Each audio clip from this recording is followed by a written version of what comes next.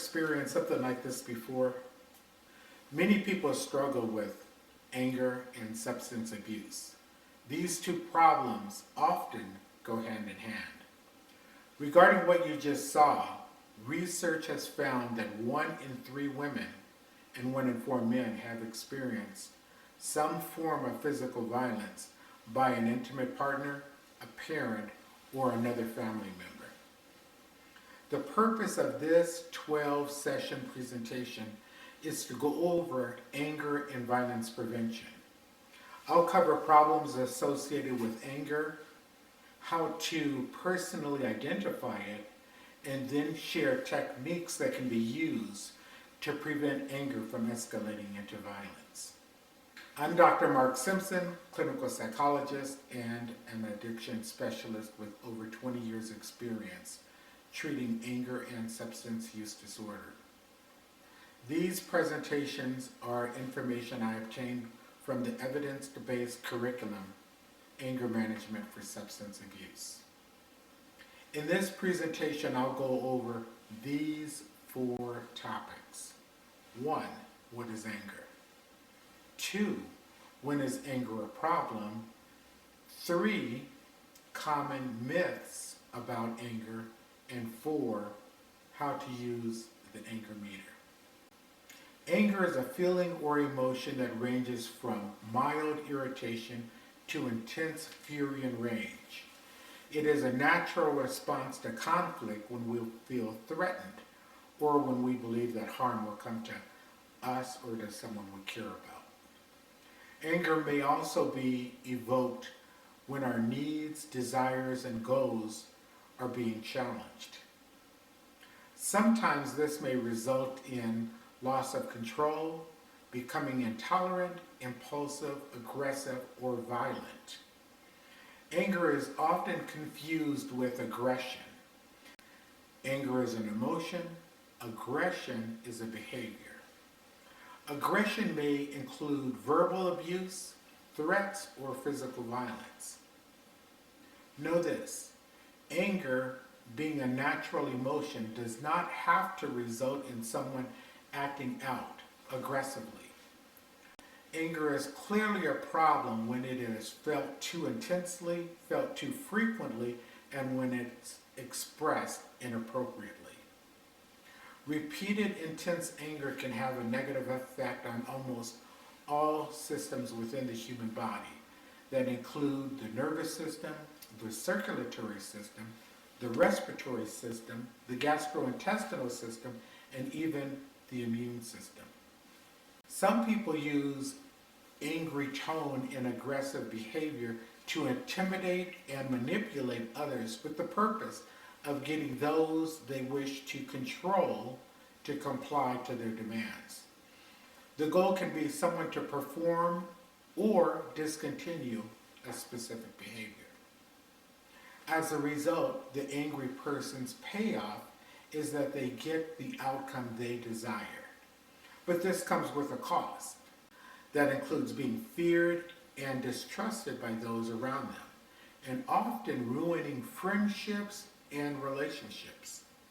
The consequences may include losing meaningful relationships, job termination, someone getting hurt, or someone being incarcerated. This can result in feelings of guilt, shame, and regret. When anger and aggressive is frequently displayed and the desired outcome from it is repeatedly achieved, this type of problem solving can become a habitual response. When the only tool you have in your toolbox is a hammer, everything is going to seem like a nail. The starting point to break this habitual response is to first become aware of one's anger, and second, to be able to identify how it escalates. Learning to use the anger meter can help with this process.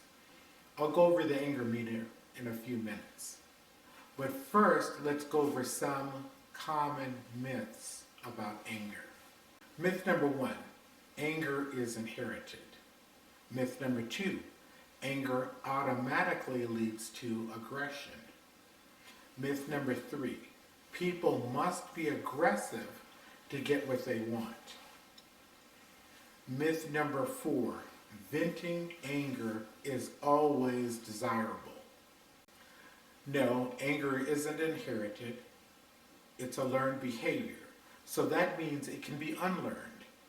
Anger does not have to lead to aggression. There are healthy and more appropriate ways to resolve conflict to achieve the desired outcomes without becoming overly angry and aggressive. And there are more effective ways other than venting anger to overcome one's internal uncomfortableness. As you will see, I'll talk about a number of healthy and effective ways to overcome this type of emotional uncomfortableness in the following sessions. I'll close this presentation by going over the anger meter. See if you can use this to measure anger for yourself, to someone you care about, or even if you're a healthcare profession, for someone you're working with. The purpose of the anger meter is twofold. One, to be able to measure anger using a 10-point scale, where 0 is no anger and 10 is very angry and aggressive. And 2, to be able to identify when one's anger is escalating in order to take healthy strategies so that one's anger does not shift from an uncomfortable emotional stage into a problematic behavioral stage. Take a look at this. 0, no anger. 1, thinking about a troubling incident. 2, heart rate increases.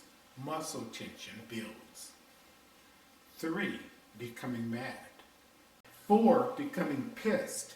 5, pacing, becoming flushed, yelling. 6, using profanity, name calling.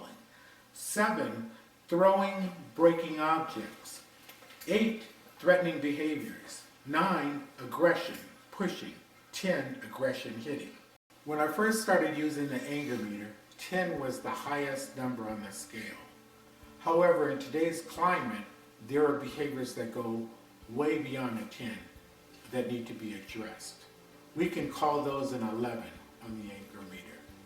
For example, when someone uses a vehicle, a gun, or a knife, or something else as a weapon with the intent of causing severe bodily harm or death.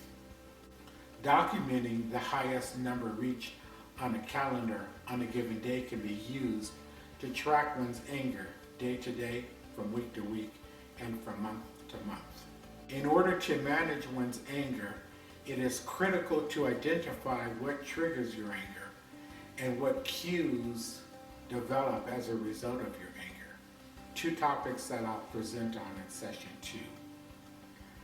I attach 3 links at the bottom of this page where you can click to obtain the manual that this presentation was developed from, worksheets that correspond to the manual, and a copy of the anger meter. If you found this presentation useful, support this channel by subscribing and giving me a thumbs up. This helps me with the YouTube algorithm, resulting in the content being viewed by more viewers like you. Thank you, and see you in the next presentation.